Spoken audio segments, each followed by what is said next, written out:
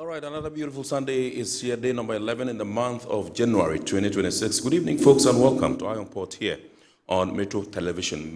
Iron Port is proudly brought to you by the Ghana Regional Authority, Well PLC, Serene Insurance, Ghana Link Network Services, Meridian Port Services, MPS, and indeed Phoenix Insurance. The show is proudly powered by the Ghana Ports and Harbours Authority, GPHA. And our media partner on this journey of a lifetime is the Business and Financial Times, a BNFT. Now, if you want to know all that happened here on the show tonight, make a date and grab the Thursday edition of the BNFT, and you'll be able to read all that happened here. Tonight, we are streaming live on our social media pages as well. We are live at Ghana Ports and Harbours Authority on Facebook. Ghana Ports and Harbours Authority. Still on Facebook, we are live at Port of Tema. And on YouTube, we are streaming live at Iron Port. As usual, we're going to be getting interactive with you. And so all you have to do is sit back, relax, grab your phones, and send us some messages and comments ahead via our dedicated WhatsApp line, which is 0538-037353. 0538-037353. When the time is ripe, and I pick signals from the production team, which I'll activate the phone lines for you to call in and contribute to the discussion. My name is Kennedy Mona. We're going for a quick break. When we return, we'll continue the show. Please stay with us.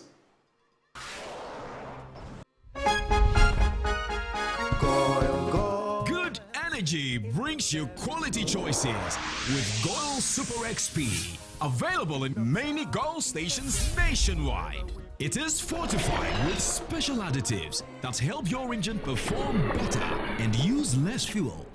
Branch into a Goil station today and energize your ride with Goil Super XP, compatible with most vehicles. Goil Super XP, Wufilia, huh? Wubefeel. Goil, good energy. Ja, ya, dia. Electricity, then pay your taxes. Yeah. Our taxes, our future. Because you see, without our taxes, we wouldn't have good roads, good schools, better hospitals, street lights, and other very important social amenities. When we pay our taxes, we give our children free and quality education. Talga, my money too small. Why should I pay my tax? Look, small. Salifo, it doesn't matter how small or big your business or income is. You still have to pay your taxes. The little taxes from each and every one of us, when put together, could give your community clean water or that deprived school with tables and chairs. Please pay your taxes. It is your responsibility. It is your civic duty. It is the law. Welcome to today's edition of Serene Insurance Business News. We present to you Serena. You're right.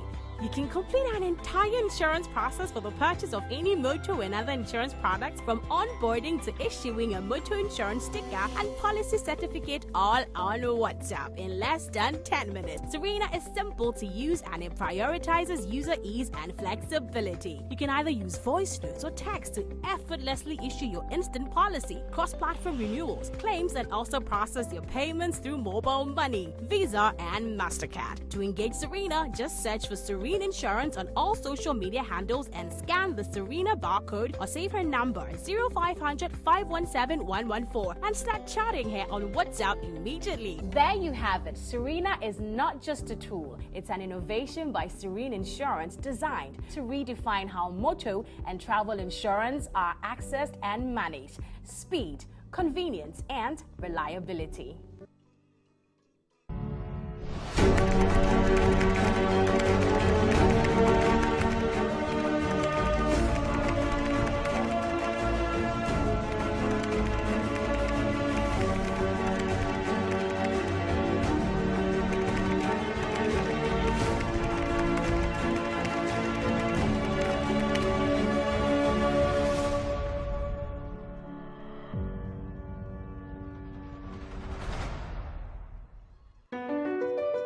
MPS Terminal 3 is Africa's new state-of-the-art container terminal at Tema Port.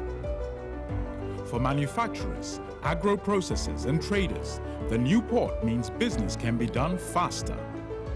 This infrastructure boost will improve Ghana's port handling capacity, connect more trading routes, and oil the engine of growth for the economy, creating greater opportunities across all sectors as Africa's markets merge and become the largest trading bloc globally. MPS, we connect, you thrive. Phoenix Insurance, we make the unpredictable predictable and the uncertain certain with our range of products, including motor insurance, fire insurance, engineering insurance, marine insurance, accident insurances, and all types of bonds. We have you covered. We also support you with risk management advice to enable you stay focused on your business. Take a policy with Phoenix Insurance today. We help you rise from adversity stronger and more secure. Contact us on 0302 246319 or 0302 246644 or any of our branches, agencies, and brokers spread across the nation. You can as well connect with us on our WhatsApp chatbot. Efiba is waiting to assist you. Make the future predictable with Phoenix Insurance. Phoenix Insurance, a delightful service experience delivered with wisdom. All right, today we are zooming straight into our discussion proper, and tonight we're taking a look at the proliferation of arms in our country and how to curb the trend. We have particular emphasis on how to secure the ports in Ghana against illicit small arms and how multi-agency collaboration can ensure national safety and perhaps security if you want. And we've often heard that we have, so many arms in the country. Now, these arms do not have legs to walk into the country. Obviously, some people are bringing them in. Which routes or which routes do they use to bring them in? We know some of the routes, one of the key ones would be the ports, that's through the maritime industry, and the airport and all that. But how are we going to be able to ensure that interagency collaboration would ensure that only the quantities and legitimate arms are allowed in the country? This is what we're going to be discussing tonight, and it gives me pleasure to introduce to us Dr. Adam Bona, who is the Executive Secretary of the National Commission on Small Arms and Light Weapons, NACSA. Good evening, sir, and welcome. Good evening, sir. Absolutely. Also with us in the studios tonight is Mr. Kofi Edu. Mr. Kofi Edu is the Deputy Port Security Manager at the Port of Tema. Good evening, sir, and welcome. Good evening. Thank you. And last but not the least, obviously, is Mr. Isaac, Senior Revenue Officer Benjamin Bekai. I hope I haven't butchered the name. No, it's Bekai. Yes. Right. Senior Revenue Officer Benjamin Bekai is the Commander Customs Counter-Terrorism Unit. And these are the three gentlemen or experts we are having a discussion with tonight. And so I would straight away go to Dr. Bona and get you to, for starters, take us to the basics and brief us on the core mandate of NACSA. And then also maybe you would want to let us in on how serious this threat of illicit small arms entering Ghana through maritime routes is. Thank you very much, and good evening to yourself and my colleague, Deputy Port Security Manager, and the man in charge of dealing with the bad guys at the ports. Absolutely. And yourself. And let me use this occasion to wish you a happy new year, right, and happy your new year, team at the ports and absolutely, at Metro TV. Right. And in fact, the chief servant at the ports, Mr. Major General Paul Tanya Kulu, Tanya, he right, recently got promoted. Yes, to Major General. And to also say he's brought a lot of innovation. Absolutely. To the no ports. two ways You about know, it, when sure, we started talking about the missing containers, yes, you guys dealt with it. Absolutely. Like the way Maradona will, silence everybody and the issue. Well, you have a military Yes, general at the exactly. helm of affairs, So you can't go wrong. And also use the occasion to thank the President of the Republic and my minister, who I report to directly, Right. Honorable Mutaka Mubarak, and the National Security Coordinator, Absolutely. the Chief Director of the Ministry of Interior, the police, Right. who we collaborate with, and all the allied security agencies Right. in the country. Absolutely. For the good job they have put in during this scare of Yes. firearms dealing with us. I must say that it's been tough. And also thank the Asogli State, who were there just in the last Volta week. region. Yes, we spent 1 week, a whole week in the Volta region. The Asogli State's traditional leaders Right. welcome us. The regional minister, Honorable Gonu, and his people, welcome us to the Volta region. I mean, Right. I would want to maybe one day build a beautiful home. It's a oxygen city. Right. Yes. But yes, to delve into the threats, why I'm here, it is so serious. You know, I have always said that illicit arms are more dangerous than illicit drugs. Right. You see, if I have, let's say, this red or something. Yes, they call it If I red. ingest it, it's Right. me. It's me. Yes. But if I had a weapon and The I threat had goes to others, bullets, yeah. I can use the weapon. You would use the weapon. Your great-grandchildren will use the weapon. Yeah. So it is something that can be used for over 100 years. And so it makes illicit weapons a threat to every community, every society. And so in our part of the world, Ghana, I would say that the mandate of the Small Arms and Light Weapons Commission is literally to help control, manage, and help allied security agencies in tackling the proliferation of these arms in our country. And we also see to the implementation of treaties that have been signed on behalf of the Republic of Ghana.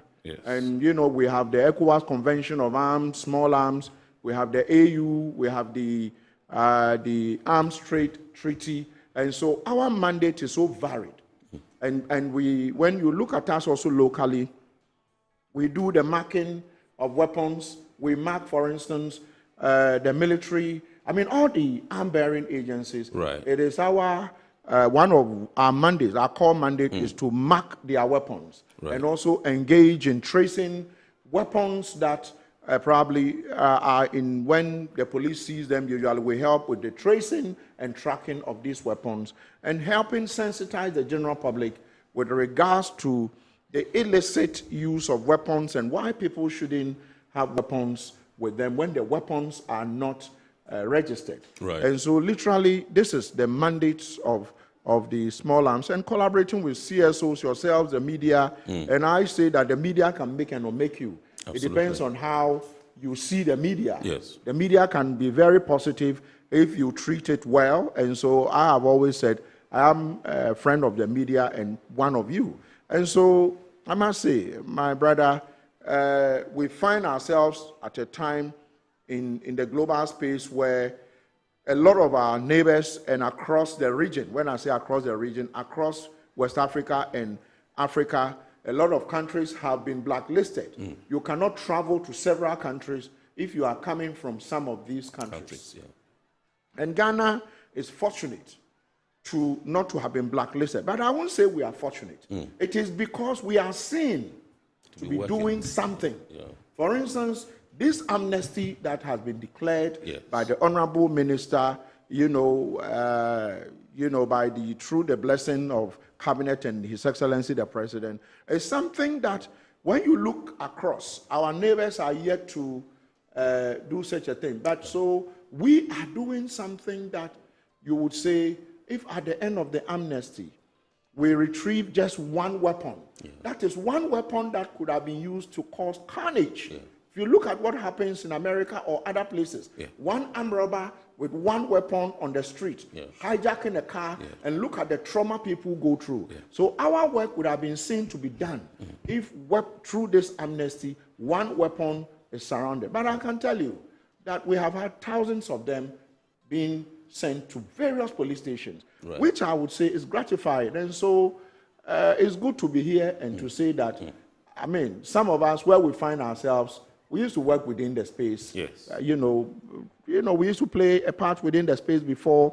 Fortunately, we took up this. We were, privileged to have been put where I am now. And so I would, together with my colleagues and also my minister in national security and the rest, every illicit weapon and bullet would be retrieved.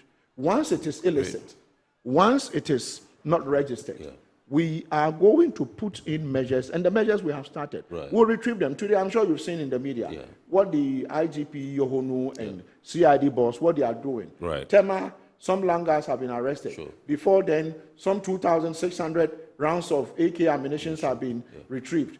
And then, subsequently, 1,000 rounds of BBAA cartridges have been retrieved. When you go to the port, my team is there. doing a lot to ensure that when Ghanaians sleep, they sleep. Because with weapons that are not registered in the hands of people, it will be very difficult to say if we don't retrieve them, Ghana is going to remain safe. Right. So this is what I would say. Awesome. Awesome. Let me come to Mr. Bekai and find out from you what the current situation is like at the ports regarding small arms smuggling and how big a concern it is. All right. Thank you very much. Let me say good evening to our cherished viewers. Yes. And I want to use this opportunity to salute my Commissioner, Brigadier General Grover Ashon Anan, as well as the Commissioner General, Mr. Anthony Sapong, yes, for their good work that they're doing. Absolutely. I will start by saying that the threat of illicit arms smuggling is a global threat. Right. All countries are finding ways and means to battle it, including the almighty United States of America. Right. And so Ghana is not an exception. Absolutely. We admit that the problem exists, is an existential threat to our ports and borders, our land borders as well. These are activities that are carried out by highly networked individuals with sophisticated means and resources, always planning ahead of security agencies, putting counterintelligence ahead of agencies to be able to outwit the system. So they are really working hard to succeed. However, from customs perspective, being the gatekeepers of Ghana's borders in terms of goods that move in and out of the country, we have been doing our best to ensure that we put the situation at the port under control. Working together with all our agencies, we have been doing our best. And this brings me to say that the past records is there to demonstrate that we have been making some successes in terms of interceptions at the port. For example, in the year 2024, November, through the vigilance of the inspection officers at the Golden Jubilee Terminal, we seized over 53 sidearms, which were concealed in barrels that were declared as personal effect. Before then, in 2021... When you say sidearms, what do you mean? So I mean pistols. Okay. Pistols, right. yes. Side, okay. Exactly, Okay. exactly. All right, sure. Together with quantities of rounds of ammunition and magazines that were being imported into the country. Right. But even before then, in 2021, it will interest you to know that we intercepted another consignment that was being smuggled by a military officer of the United States of America, a major for that matter.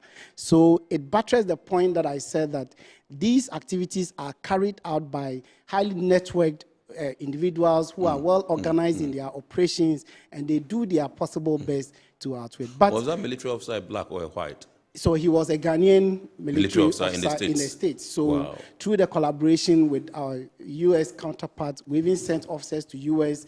to see to the successful prosecution of that officer involved. So this together with daily and weekly interceptions that we do. Sometimes we intercept single weapons that we don't publicize in the media. Absolutely. But these are daily occurrences that go on at the port. So indeed, I will admit that it exists, is a threat that exists, but then we are working hard together with all other agencies at the port to bring the situation under control. All right, you just mentioned some of them, but if you would oblige us, what are the common ways that people use to get these things in without being detected? All right, so I would say that the modus operandi of these guys are not static. They are fluid. They don't adopt just a single method, but then trend analysis have shown that usually they deploy two main methods. The first one is concealment method, and then the second one is false declaration method. For concealment, they find all possible ways to conceal and hide the items in the midst of other goods. It could be in the bills of used clothing, vehicle parts, and other things. They will dismantle and hide them so that they will be able to evade detection, possible detection. In terms of false declaration, usually they will falsely declare the content of the items, or they will even decide to hide the true origin in terms of the country of origin of the consignment. So these are the common ways. There are more, but for security reasons, I wouldn't want to go into much details, but these are the common ways that we have noticed. Awesome.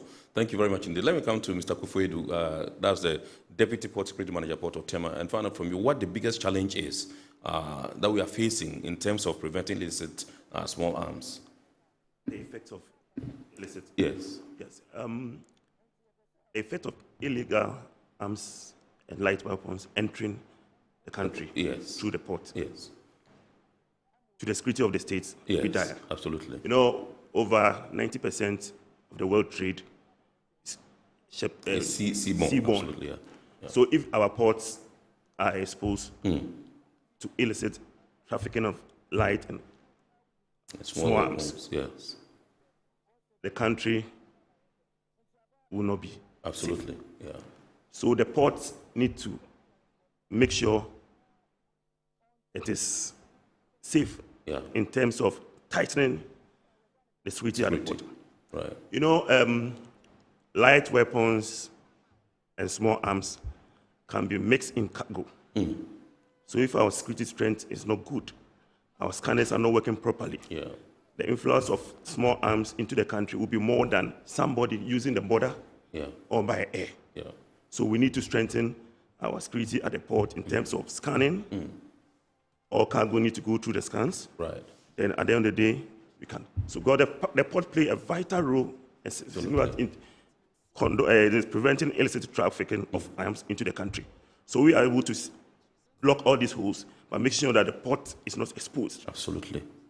They can prevent, because the number of small arms that can come into the country might come through the port if you are the security exposed, because you cannot use the air through the airport or the land borders. You cannot carry them in large quantities. Right. But the port, if it's exposed, large quantity of small arms can enter the port, and the dire consequences of using arms in the country will be. He just alluded to the fact that it's a real threat day in, day out. They encounter these things at the port. I'm talking about customs. Now, I just want to find out from you, what are how effective are the current security measures at the port, and what needs to be improved? We don't normally do examination as customs does. Yes. They are in front of the scanners. They go through the scanner reports. Yes. And they do physical examination of our cargo at the port. Yeah. So when we also sometimes we have all these gang members going into the containers to check. Sometimes they see in the gloves of the cars, at the boots, or sometimes even in the personal effects. They prompt us, and we prompt preventive to come and have a look. Sometimes we see and prompt preventive to come and have a look. But we don't normally do examinations, so we are not privy more to checking what is coming. Okay.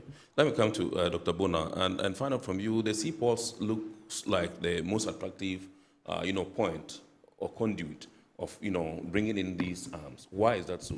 Well, it is so because, like the Deputy Port Security Managers, even with the Sahel, you have to bring, cargo shipment cannot bring the kind of weapons these Sahelian countries need. Yeah.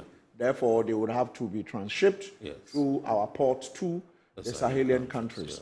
Yeah. And so if our mechanisms for checking are lax, if they are not good, then chances are that as if they are gone, but they will remain here. And so mine is that the collaboration has been very good. I'm happy my colleague here mentioned. We have collaborated and done a lot of seizures at the port. And to also put it out that through the German government, the instrumentality of the German government, BICC, we have probably one of the only weapon detection system at the Tema port. Yes. It detects weapons. Right. And so if you had a car, a car has various parts and components, and therefore sometimes he knows, and then he knows that people try to hide them. If you scan, it's a handheld, it's not the normal metal detector, but it's a handheld, specialized weapon detection system. You run it around the car, it will pick images of things, weapons that have been hidden around the car, and so we have used it in collaboration with other port security agencies to be able to detect weapons. And so every now and then, arrest is made. Like you said, sometimes, over-reporting could also be misread as Ghana is not safe. As being dangerous. And so in security, in as much as things are done, you need to be very circumspect. It's not everything you report. That's true. And sometimes you don't also report because, like you said, it's a cartel. You are giving them information. So you want to arrest the others. Yes. And sometimes you arrest, you retrieve one weapon. There are 1,000 of them that are coming. And that one weapon is to test the waters to see whether it will go through. So you don't have to announce it. Wait for the 1,000 to come. You retrieve them and you don't put the information. So even at the flower port, there's been serious collaboration, at our border, retrieving weapons. So I would say that the Tema port is one of our major, probably in the region, I think the Tema port is one of the biggest port we have in the region. And our Sahelian neighbors find Ghana more conducive. Absolutely. They find us more conducive. But that can also have a negative effect on us, because then if there are weapons and accoutrements and firearms and munition comes through and we don't put in escort mechanisms well, then we would have problems to having some of these weapons remaining here. And one of the serious challenges we have had has to do with some call them Ghanaians who live especially in the United States of America, in Europe and other places, actually smuggling these weapons in. And you ask yourself, is that all you can do? All you can do is to smuggle we couldn't smuggle clothing, that you smuggled weapons to come and sell. So these weapons would be used to, make our country unsafe. And when you come, maybe because the weapons are more expensive. The same people, when they come and they go back, they say, oh, Ghana is not safe. Hypocritically. Exactly. The same people who, this military officer from the US, but Ghanaian with Ghanaian origin, who Mm-hmm. smuggled these weapons in. If he had come and some bandits or robbers unfortunately had used one of these weapons he sold without himself knowing on him, Ghana would be determined to be a country that is not safe. Absolutely. So sometimes I say that, why bring in this weapon that can be used to harm yourself and your relations and friends? Don't bring them in. And they hide them in all manner of, in used clothes, in all manner of compartments.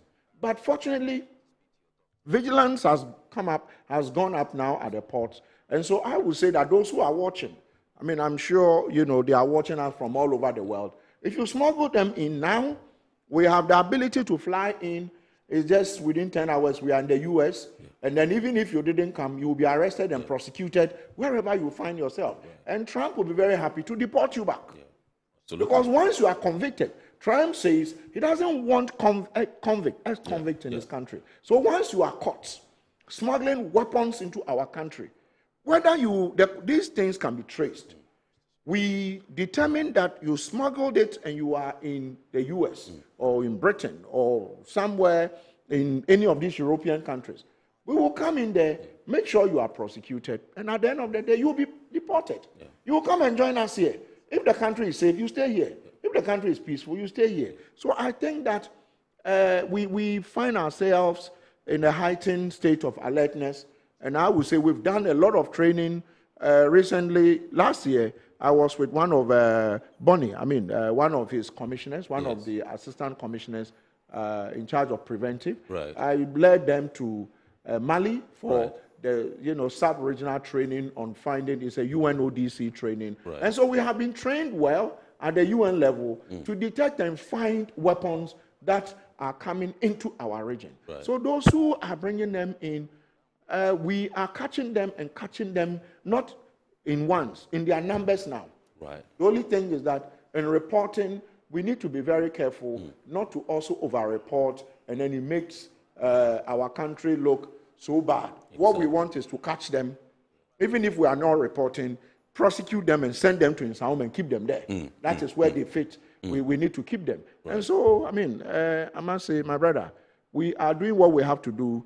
We were not at some of your terminals at the port. But last year when your boss was appointed, we collaborated. We have now expanded. Now, you've given us space at the Takoradi port. Right. So we were supposed to deploy. I think the deployment has been done to the Takoradi. I need to check.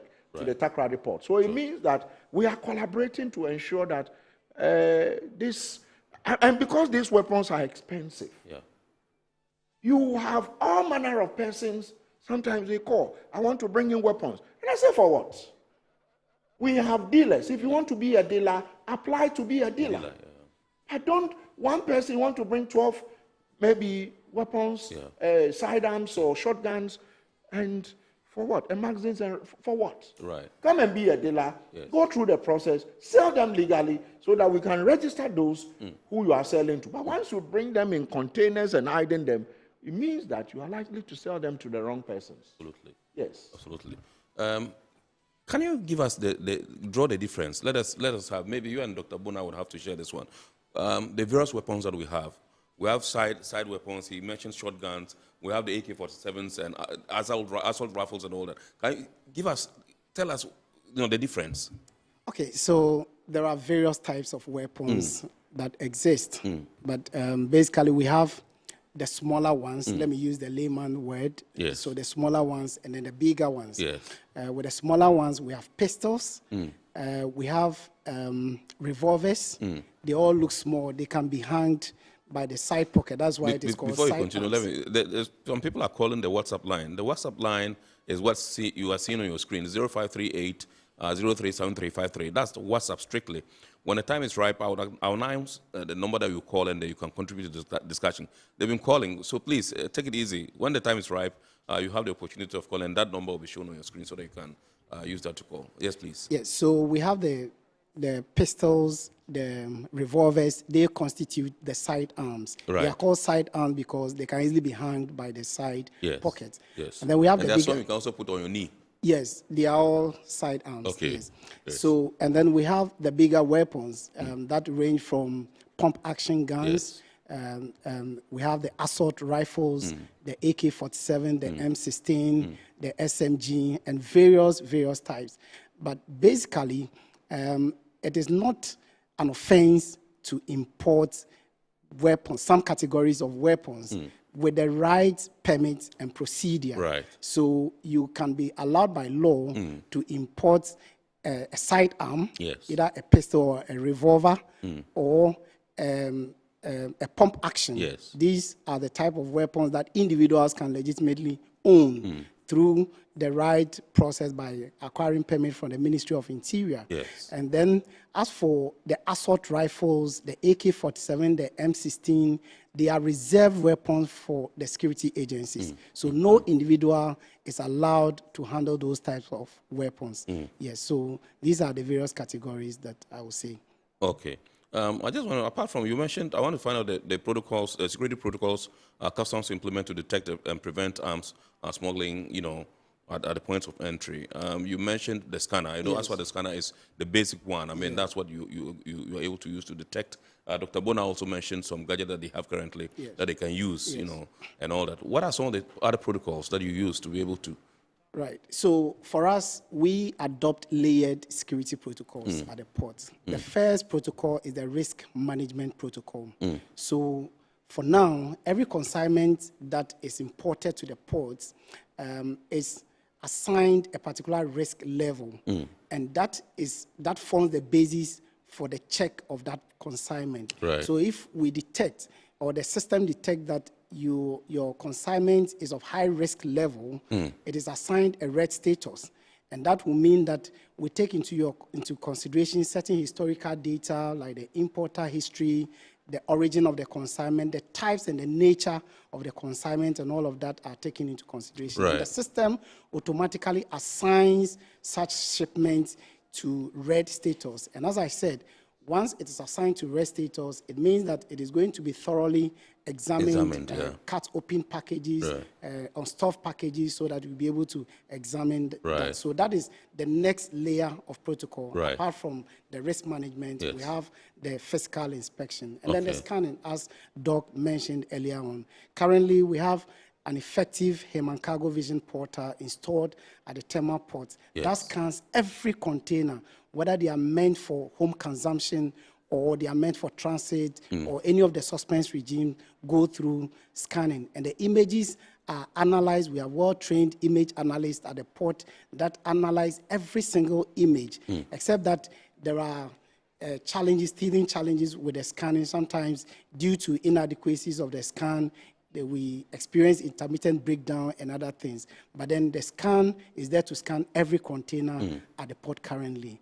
Right. Then other layer of security checks, we have the K9 unit. We have K9 capabilities. Yes. So sometimes things that cannot easily be detected by human effort, the dogs are well trained and specialized in various fields. Right. We have dogs for weapons. We have dogs for detection of drugs. We Yes. have dogs Yeah. for the detection of currencies Right. and all other Wow. illicit substances. So I need that kind of dog, the one that detects the currency. So I want to in my neighborhood, you'll be sniffing around to see where the loot is. They are very expensive dogs. Absolutely, To keep. yes, So yes. these are capabilities we have. We also have the van that Doc spoke about. We Yes. have the radiation detection van Right. that is able to detect things that are concealed in spaces. Yes. So we run the vehicle around a particular container, and then we're able to. So these are some of the security protocols that are currently in place at the port. Yes. Awesome. Let me come to Mr. Kufedu, Deputy Port Security Manager, Port of Tema, and find out from you how the Port Security Unit collaborates with other agencies such as law enforcement and customs in particular to combat illicit arms trafficking. We have a joint security team that we meet every quarterly. Right. Zabaka is part of it. So we meet, discuss security issues in the port. Right. All stakeholders will bring on board what they've observed and what we need to do. Right. We also have a joint patrol with Navy and the Marine Police on the at seas. Anchorage. We also do a joint inspection with customs, especially cargo leaving the port.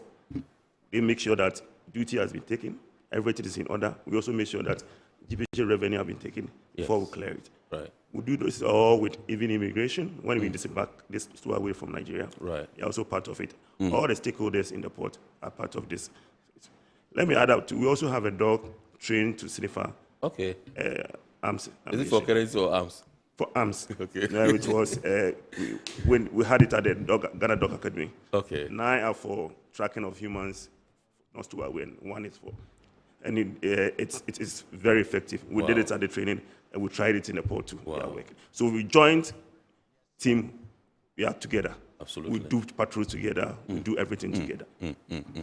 All right, so in terms of technologies and infrastructure upgrades, can you tell us some of the things that are needed to improve scanning detection capabilities?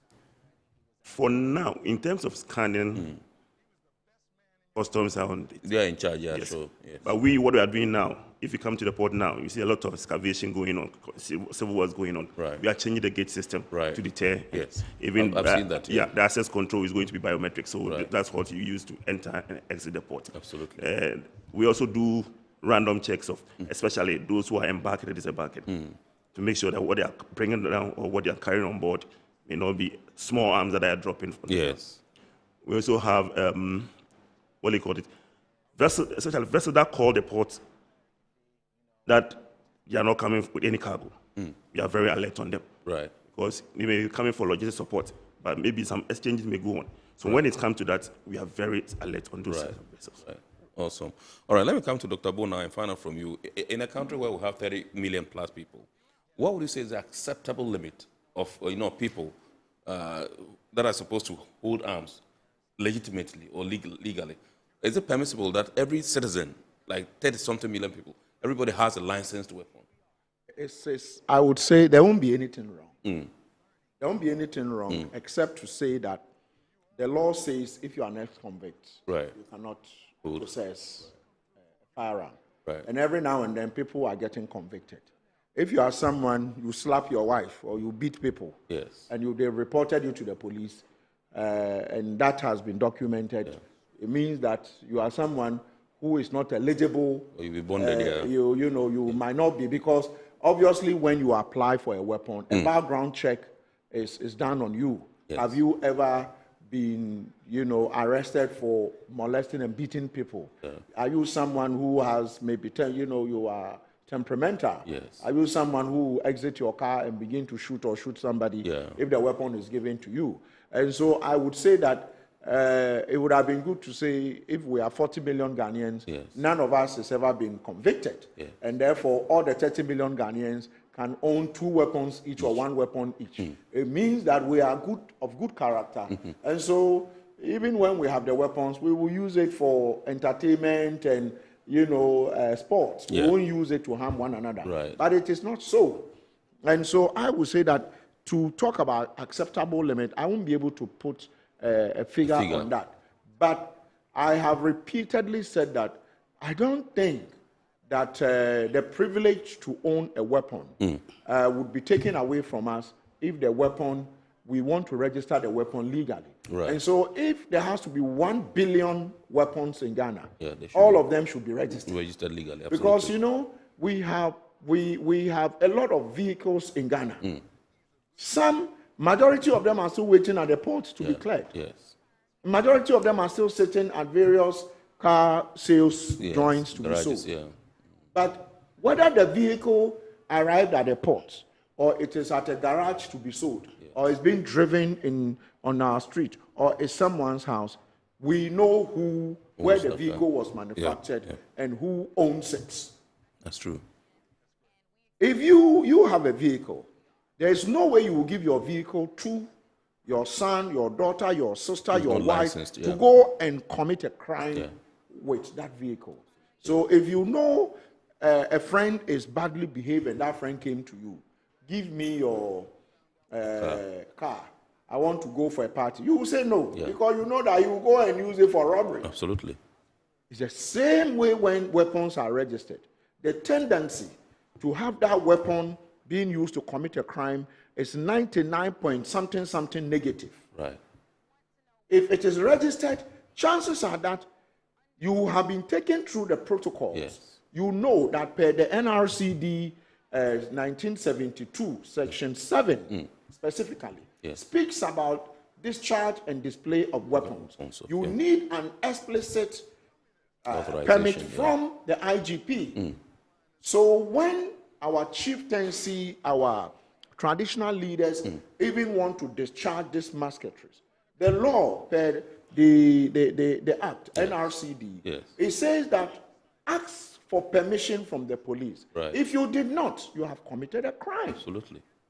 And so it is not just enough to say, I have a weapon, it's registered to me. Then you go into Wakola. Then you want to buy tomatoes, the owner says, no, this one, if you won't pay this, go. And then the owner says something, you are not happy, then you pull the weapon. The weapon, you'll be arrested, the weapon retrieved, and your license revoked, and that's it. You won't get a license again. You know this, is it a sake or a seke? Yes. Recently, yes. And Cyborg shot in I remember the air. some people met His Excellency and were pleading on the musician himself met the president and shook hands and told the president, can you do something? And the president. The president will tell that even if you are my son and you broke the law, I'll hand you over to the law. So the president said, as for that one, let the law deal with it. What happened? Immediately, he apologized, went to court and said, I surrender, what I did is wrong, and the weapon retrieved, his license revoked, and then it means he will never be entitled to a weapon. So mine is that those who are watching us, the country or the government is not saying that don't just own a weapon. Own a weapon only when it is registered to you. But if you own it and it is not registered to you, it is a first-degree felony. Per our Criminal Offences Act. First degree. You could go in for between 10 to 15 years. And we don't want to crowd our prisons. Fortunately, it's now 5 cities. In the past, before last year, it was it was 1 city, 80 pesos. A full-grown man. How much is pure water? Yeah, that's true. So it tells you that walking free and being hungry is better than being in prison and being, being given. Even if you are being fed with chicken in the prisons, taking your freedom from your liberty to move around alone is something. So for me, I would say that there is no limit to how many weapons that should come in. But I can say that consistently, the Ministry of Interior that is clothed with power to issue this permit and part of it has been, given to other agencies to do that, has made sure that there are some mechanisms put in place for this, to control how many weapons are being given to people, because then if we are not careful, people will come, and sometimes if you don't do proper background checks, my brother, we are going to have a situation where these weapons would fall into wrong hands, and the next thing you see is chaos. Today, you go to the Benyiri conflict. Yes. I mean, how on earth did we come this low? You take recently in Accra, is it Teshi or what day? I mean, in Greater Accra, where Homowo, I mean, I grew up literally like a fisherman, where Homowo is when we are all happy, they kill, they bring the fishes, they cook, and we all eat them. We do that. And now Homowo, the beauty that accompanied Homowo and the way we ate a lot of people and, the chile meat, the fish, is now being replaced with the use of weapons. And people, they were doing film shooting like in a trailer in the open street of Accra. And this is the seat, this is where the seat of government is. So these people didn't have any fear in them. The Jubilee House is just around the corner. Burma Camp is there, IGP is there, this is there, Ministry of Interior is here, everybody is here. And it tells you the impunity with which these people feel that, and landguardism. Today the police have arrested some landguards in Tema. These people feel that they have become overnight landlords. Once you have a weapon, you are a landlord.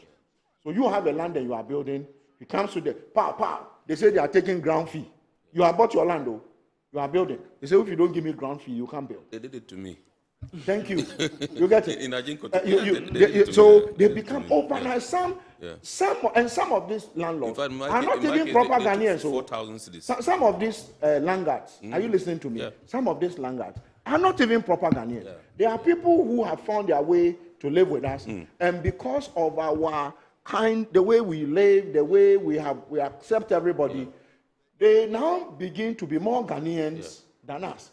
Once he owns a weapon, he feels he can commit atrocities with the weapon. And so mine is that the current administration is sending a strong signal. So you can see in the last 2-3 weeks, a lot of seizures. A lot. It's more than that, but not everything can come out.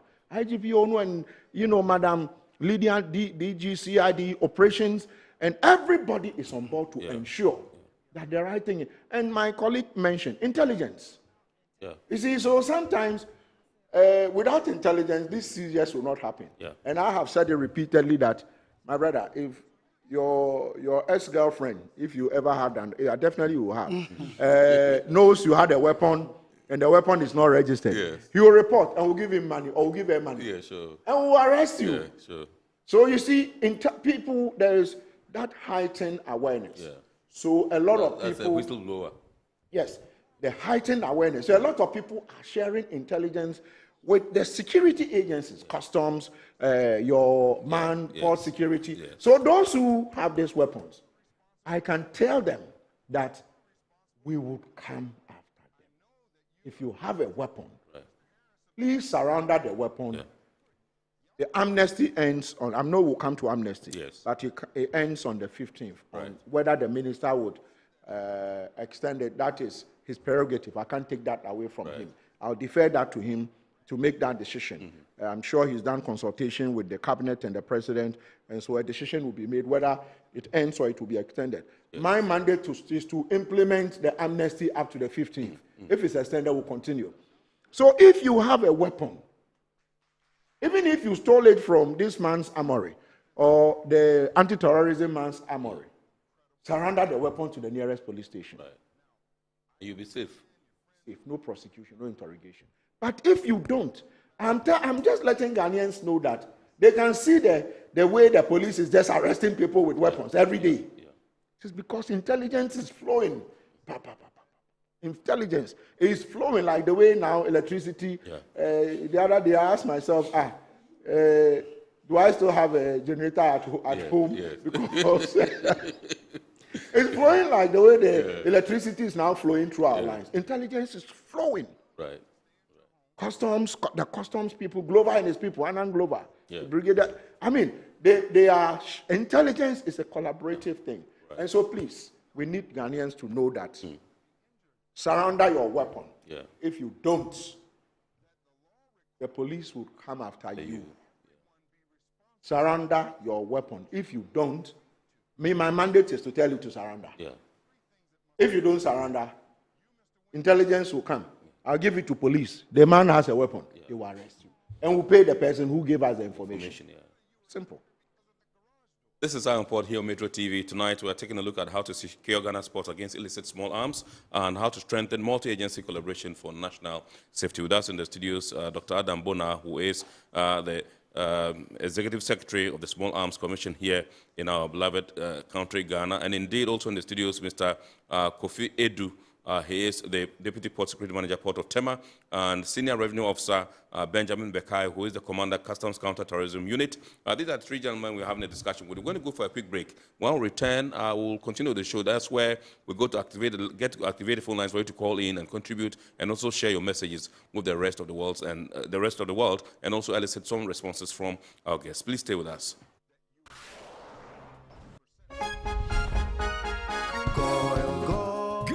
Energy brings you quality choices with Goil Super XP, available in many Goil stations nationwide. It is fortified with special additives that help your engine perform better and use less fuel.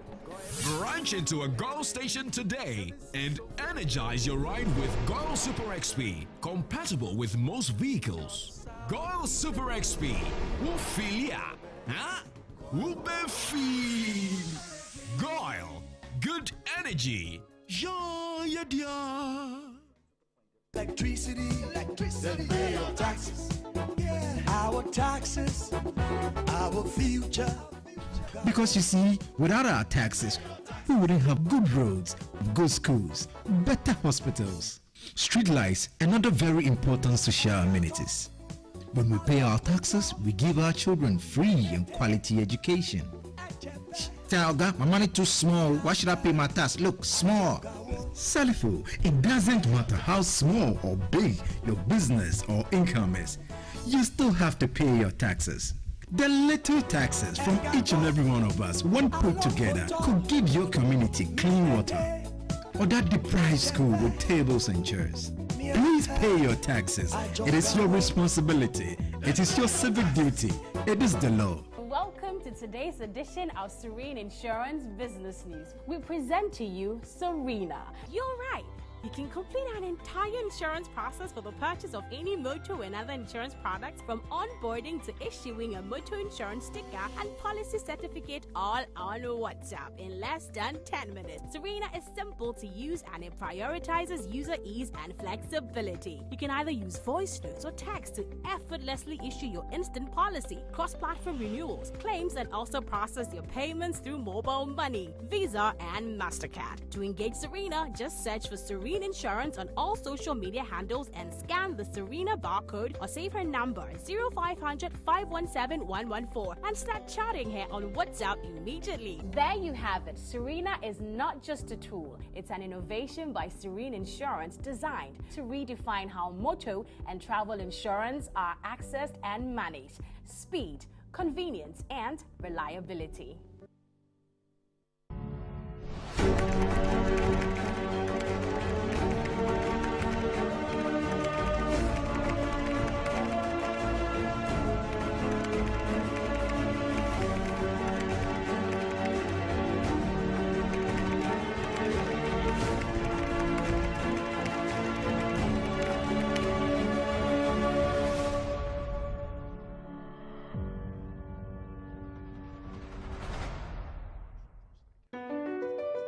MPS Terminal 3 is Africa's new state-of-the-art container terminal at Tema Port.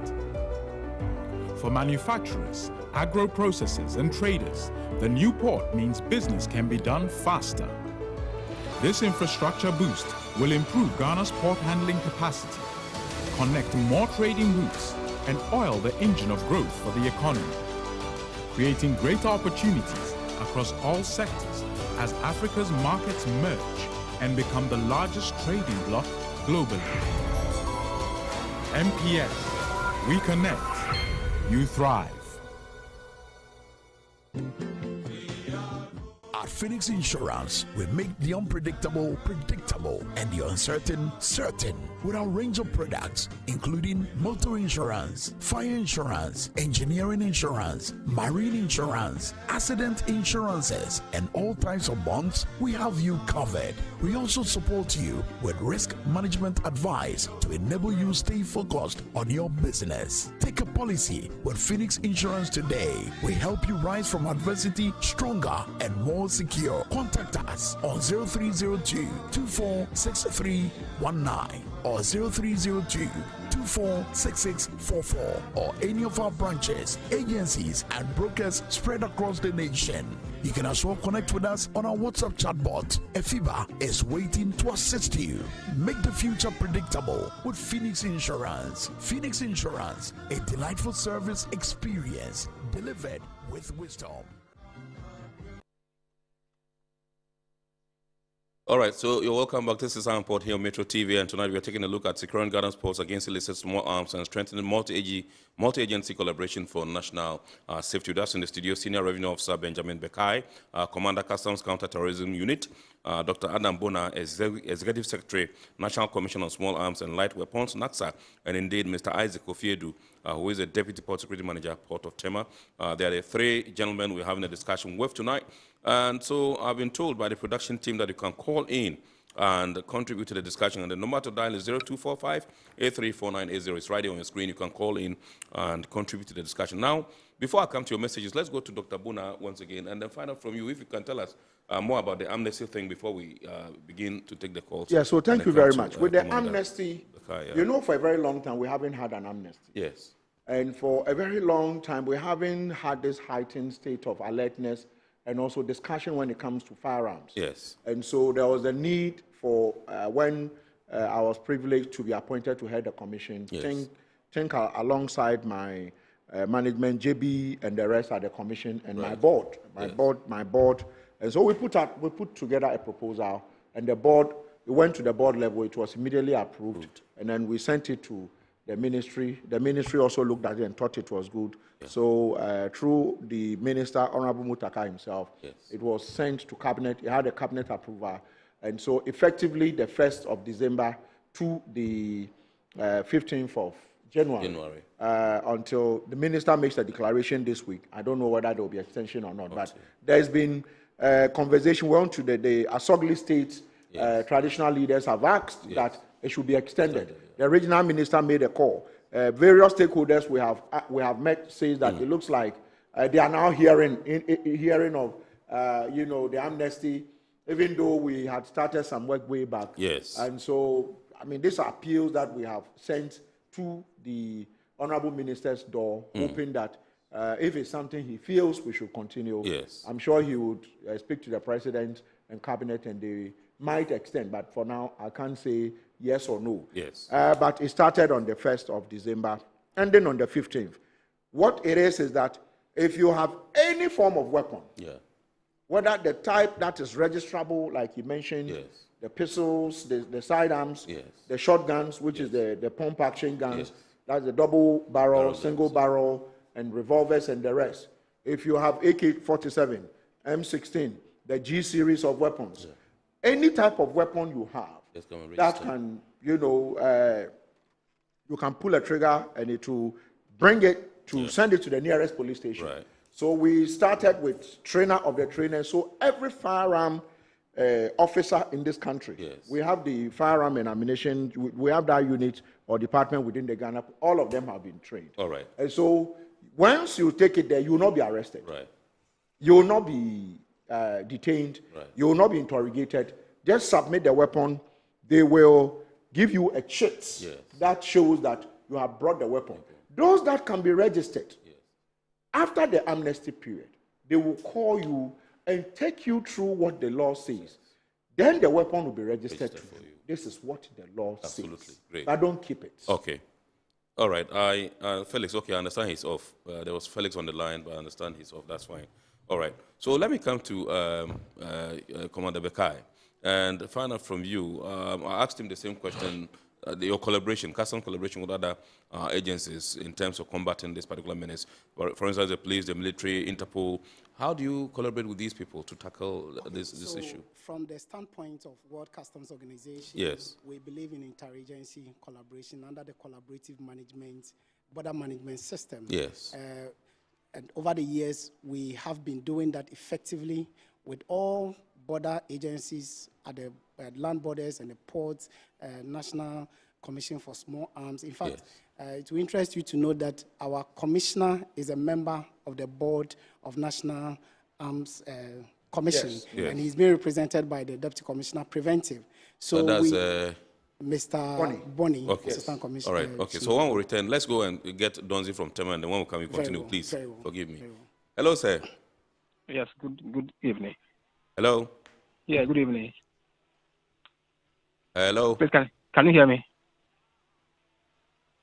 Well, I think we're having issues with his line. So please, go ahead. Yes, so over the years, we have collaborated effectively in the area of intelligence sharing, joint operations, joint training, as Doctor said earlier. Yes. In fact, most of the successes we have achieved is a collaborative effort. Absolutely. We share intelligence both with local agencies and international agencies as well. So it's been very effective, especially at the port. I am the secretary to the Border Security Committee at the port, and Mr. Edu is a member. All the border security agencies working at the port are members of that committee. Yes. And so we do have that effective collaboration very often. Right. Yeah.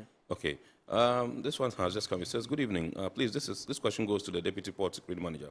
If a major shipment of illicit arms were later traced to have passed through Ghana's ports undetected, what personal and institutional accountability measures would be triggered within the Port and Harbours Authority Security Department, and what concrete reforms, technology, personnel vetting, or performance audits and leadership oversight are you willing to implement immediately to ensure such a failure can never happen again? There's no name here. The only name I can see here is Travels or something. The fellow is asking that if a major shipment of illicit arms were later traced to have passed through Ghana's ports undetected, what personnel and institutional accountability measures would be triggered within the Ports and Harbours Authority to, prevent this kind of thing from happening again? You want to take that? Okay. Yes. So maybe he has to be a bit clear with the question, because what he means by major shipment. In fact, the port is a port that allows transit cargoes to also pass through the port. Yes. And it is our duty to ensure that they exit the country safely. So we are not too sure what kind of major shipment it is, but trust me, there is no way we would detect major shipment of arms import at the port and then allow it to go. It can never happen at the port. All right, so let's go to the phones and welcome Donzi once again. I understand he's back. He's calling us from Tema. Good evening, sir. Good evening, sir. Good evening. Hello? Yes, good evening. Johnson. Please, can you hear me? Good evening. Yes, my question is this. I think we're having issues with Johnson's line. I can't hear him. He can't also hear. I don't know whether he's able to. Oh. Hello, good evening, Johnson. Please, can you hear me now? Okay. It's not working out. So this one says, please suggest to doctor that there are many weapons in the system without license, but the owners want to regularize the process. They approach customs willing to pay the duty and regularize the process, but they are unable to do so because the weapons were smuggled into the country. Well, so take advantage of the amnesty period. If you are now bringing the weapon, per the laws of this country, you need to have obtained an initial permit to import. Yes. So if, whether it's on the manifest here means that, what's the name? It's part of your bill of, lading, it's there. You still don't have a permit to clear it. Customs would keep it there till you go through the process, either through the Interior Ministry, through the Interior Ministry, to obtain the requisite permit where the weapon can now be released to you. Yes. So at the moment, those who want to bring in weapons, if you have not done the shipments, come in and come to the Interior Ministry, write Give out your details, your ID, your address, the work you do, why you need everything will be required of you to put on paper. And then you are taken through a process. Yes. If a permit will be granted to you, it will be granted to you. Right. And then you go through the process of getting the weapon. But at the moment, if you had a weapon that is in your possession, go to the nearest police station. Yeah. Tell the policeman there that you want the arms and ammunition unit who are part of the amnesty. Yeah. They would, you are here to regularize that weapon. Yeah, sure. Yeah. The amnesty regulations. Once you go there, they will take the weapon, examine it, make sure there is no hidden, bullet in it, clear it well. Then once they are done, they take you through the process and give you a chit. Right. Then when the amnesty ends, like you said, you then go back for them to regularize to the police because you didn't say I don't like the weapon. All you said was that I want to regularize. I've had this weapon maybe bequeathed, and the truth is that let me be frank here. Some people have these weapons not because they bought it, but some parent or grandparent bequeathed it to them. Yes. And the fact that it's in your father or your relation's will does not make it authorized. Yes. The fact that it's in the letters of administration does not make it authorized. Right. You need to still come to the interior police and get the weapon now transferred. It's like buying a car and selling the car. If I sold you my car, bro, and I don't go through DVLE to transfer the car to you, when the car is used in commissioning of a crime or committing a crime, I'll be the first person you arrest. Then I say, I sold the vehicle to you or this person. Then they will go and look for the person to be sure that. But the truth is that I would have been inconvenienced because I should have gone through the process. Okay, to make the matter short, if you are afraid to take your weapon and go and declare because you think it came in illegally, Doc is suggesting that you can go and say it was in your grandfather's will. No, that's not what I said. No, because then you see, there are checks the checks are done. Because then we will go and check whether your grandfather himself registered. Yeah, so the truth is, we don't want you to having a weapon that is illegal. Because when you are caught, that is not known in the system, when you are caught, you go to prison. Yeah, definitely, absolutely. There's no two ways about it. When you are caught, you go to prison. So just be bold and go and submit it. Nobody's going to interrogate you. Once you willingly just go and submit. You have no issues. And at we're all. in the So voter, don't be afraid in the voter region, about 3 weeks ago, someone who had it in his possession, an AK-47. You know, AK-47 is not one of. He was afraid to surrender the weapon. He called. CID headquarters went to voter. Went to his house in an unmarked car. On uniform police, took the weapon, gave him his chit, and the weapon now is in our custody. A lady, as simple as that. A lady whose husband, I think, was in immigration, had died and left some weapons. Let's go to our chairman and welcome Felix. Hello, good evening, Felix. Hello. Yes, sir. Good evening. Yes, nice to have you. How is the chairman? Yes, please, Sama is fine. All right, please go ahead. Please, I want to find out if one is living in a rented apartment. I think the volume is quite high.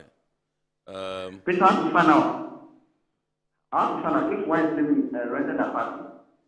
If what? Please, if one is living in a rented apartment. Rented apartment. Yeah, let's say you are not owning a house. Yes.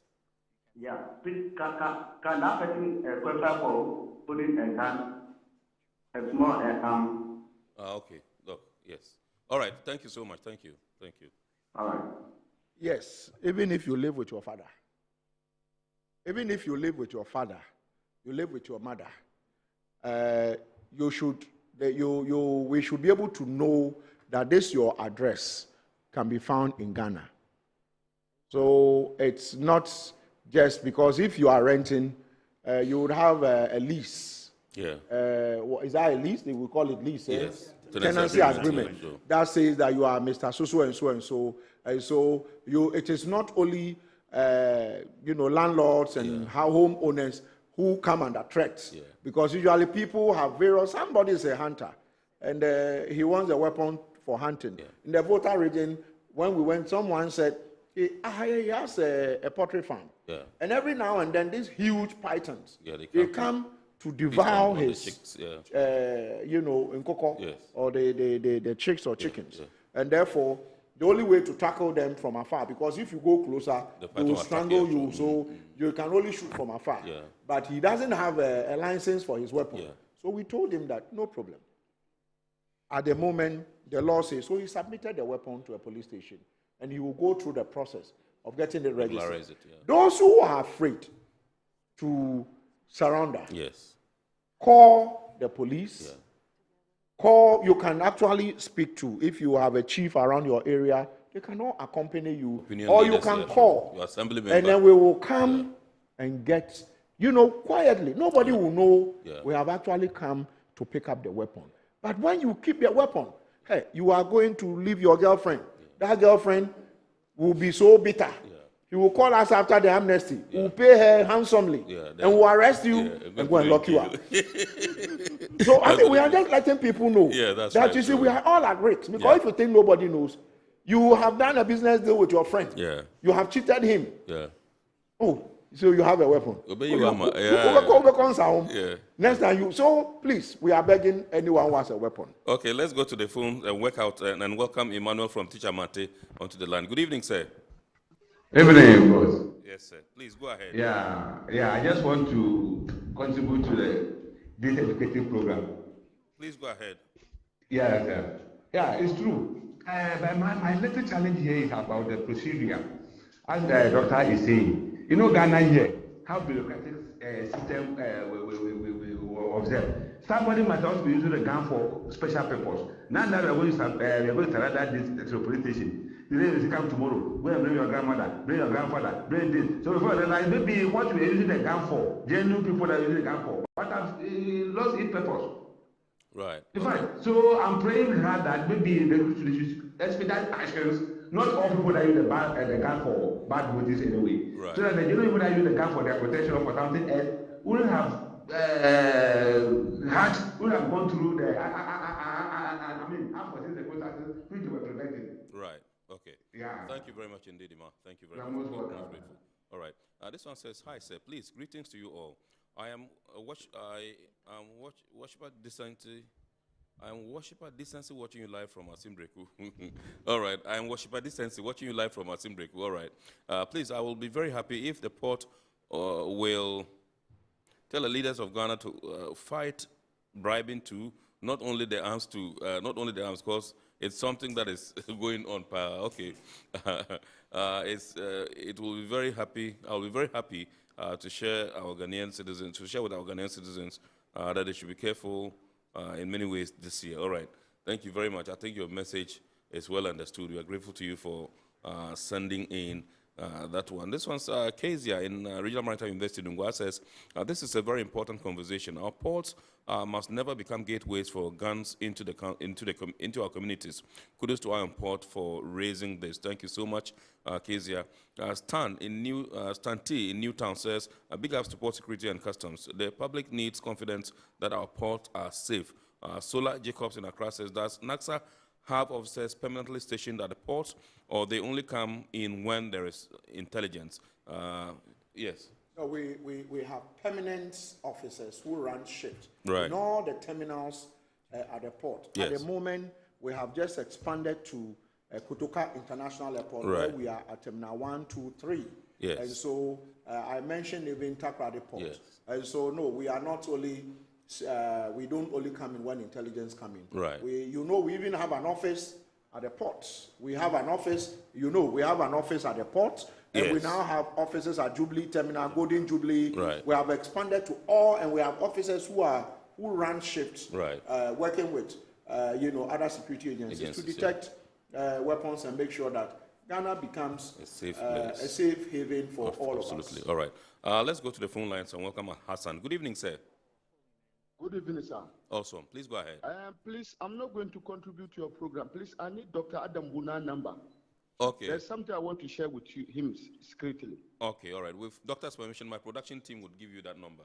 With Dr. Thank you. Yes, Thank you. So the production team would service you, would serve with that number. God Thank you bless so you. much. God bless you. Bless you God too. bless you. All right. Bye. So we move to Osei in Takwa, who says, can the ordinary Ghanaian help in reporting suspected arms trafficking?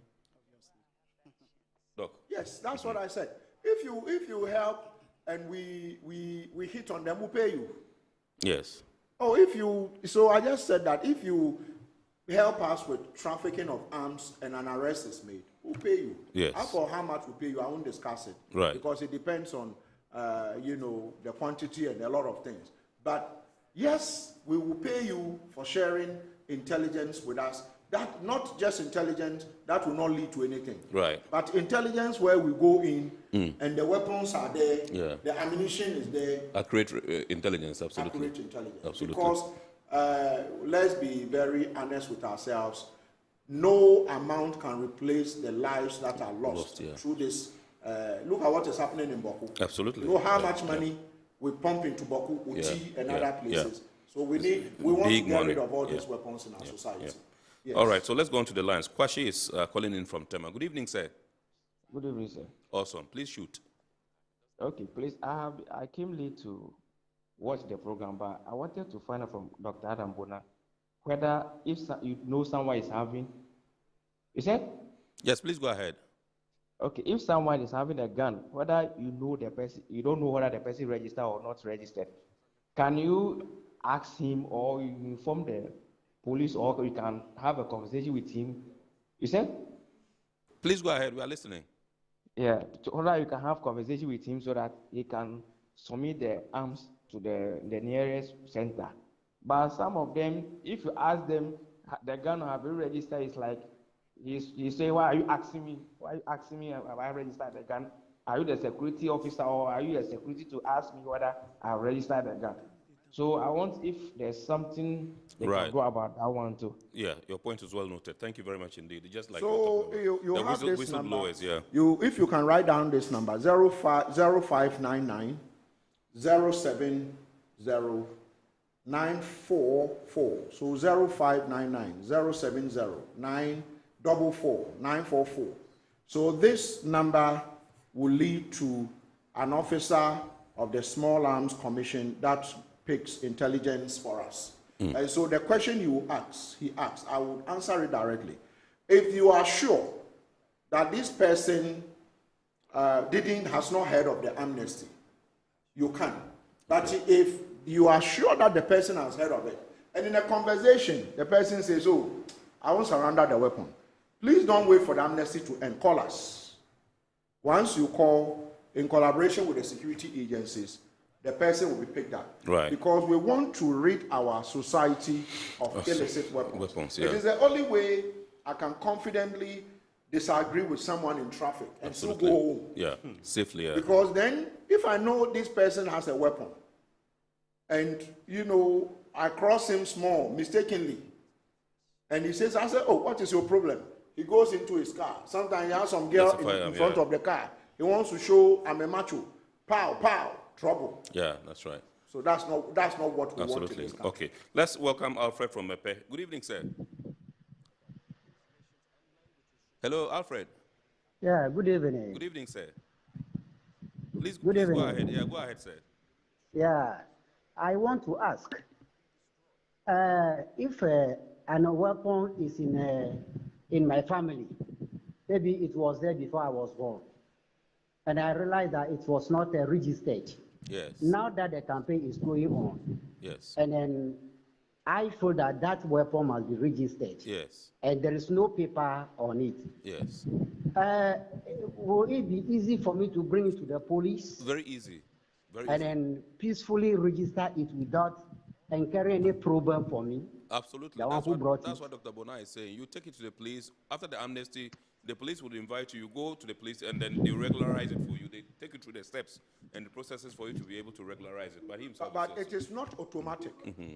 It is not automatic regularization, because then you, from what you are saying, it is something you inherited. Right. If it is something you inherited, that's fine. Yeah. Come in, surrender the weapon within that period. You yourself should be of good character. Absolutely. Before a weapon can be registered to you. You see, the truth is that whether you are of good character or you are not of good character, if you don't surrender the weapon or attempt to regularize it, we would arrest you. Sure. So assuming you are someone who this weapon could have been registered to you, but you decided you won't go and register, we will get you. And then from that time on, that weapon will be confiscated, destroyed, and you will go to Insaon. And I must say that we now have the weapon shredding system that was given to us by ECOWAS, you know, and for some time it was given to all the 16 the countries that makes ECOWAS, but for some reason we couldn't retrieve ours. You know, when some of us were put in, you know, appointed, I spoke to your boss, Anand Glover, and in fact, your man, Bonnie, I say I would say that we'll talk about that later. Bonnie, we found the system is still in the container. It was supposed to have been delivered to about for the festive season. So I think that between tomorrow going, we'll have it. So these weapons that are being seized and surrounded, those that cannot be registered to their owners, it will be destroyed publicly. I'm sure the President of the Republic and the others will be there. So that ceremonial destruction. But tomorrow we do also have an event at, what do you call it, at the KIA, where all the, we will talk about that. Absolutely. All right, so I think we have barely 30 seconds to go. And so this one says, inform Commander Bekai that in the course of regularizing the weapons, we should go get those who smuggled weapons into the country, pay the appropriate taxes before registration. There's a number that's calling. We can't take any more calls, and this one is also for WhatsApp. Mr. Kofi, let me take your last words. In 15 seconds, I'll come to Commander Bekai and take it, and then we shall wrap up. I'll just say that the collaboration we have with customs and other security agencies in the port is working effectively. We share intelligence. When it's not about my side, I call Mr. Bekai. When it's about port security, he calls us. When it's about Navy, we do that. When it's about immigration, we collaborate and we work hand in hand in the port. So far, so very good. Okay. All right. Thank you very much. Mr. Benjamin Bekai. Yes. Yes. So I want to re-emphasize the point that we are highly alert at the port. I want to send a word of caution to all potential smugglers that they should never dare to try. But when they do, we'll arrest them, we'll prosecute them, and we'll seize their weapon. My outfit is the counter-terrorism unit. We have been mandated to ensure that we arrest anybody that brings weapon illegally through the port. So we are resolute in that. Thank you very much. Dr. Abuna. What I can add is that for those who have weapons, apart from calling the 0599070944, you can also call if the police emergency response. If you call 18555, it's 18555. If you called and you said, I know somebody who has a weapon, or I have a weapon, and I want to, where do I go to? They will ask you some questions and say, okay, the nearest police district that is mandated to receive this weapon is here. So you can call. But also to add that we are collaborating, and we have the president's mandate. The president and my minister, the national security coordinator, said I should give Ghanaians one message, that the last weapon, illicit weapon and bullet in this country will be retrieved. And some of us will make sure that we implement it. But tomorrow, like I said, we have the stakeholders are meeting tomorrow at KIA, and all of them are coming. So hopefully we are going to be at your end, hopefully this week, to continue with our amnesty campaign. Thank you. We don't have time.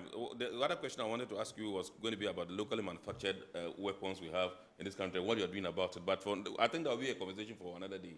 They've been, in fact, the Mamagan of Alavanyo, she's been with us. She was with us in the voter regime for all this period. It's something that we are considering. You know, we have the arms bill, which is likely to be passed hopefully when Parliament comes back. All of those things are there. So once we are hoping to regularize them to make sure we integrate them in our body, you know, the industry in this country. But I'm sure there has to be a broader conversation. All right. Thank you very much. Dr. Adam Bona is the Executive Secretary of the National Commission on Small Arms and Light Weapons. Indeed, he's been doing the discussion with us. Also in the studios, the Senior Revenue Officer Benjamin Bekai, who is the Commander Customs Counter-Terrorism Unit, and indeed Mr. Isaac Kofiedu, who is the Deputy Port Security Manager, Port of Tema. Remember, we're discussing how to secure Ghana's ports against illicit small arms and strengthening multi-agency collaboration for national safety. Gentlemen, thank you so much for making a date and coming. It's been a wonderful discussion. We appreciate you so much. And to the callers and those who texted, we are deeply grateful to you. We entreat you to keep watching the rest of our programs here on Metro TV and watch the abridged version of our report on Wednesday at 8:30 p.m. on Ghana Television GTV. God willing, next week we shall bounce back with another wonderful edition of your favorite Iron Port program. Here we want to say a big thanks to our sponsors once again: Ghana Revenue Authority, Guel PLC, Serene Insurance, Ghana Link Network Services, Meridian Port Services, and indeed Phoenix Insurance. Remember, the show is always powered by the Ghana Ports and Harbours Authority-GPHA. We'll see you next week, God willing. We wish you a super week ahead. God bless, no less. We are out.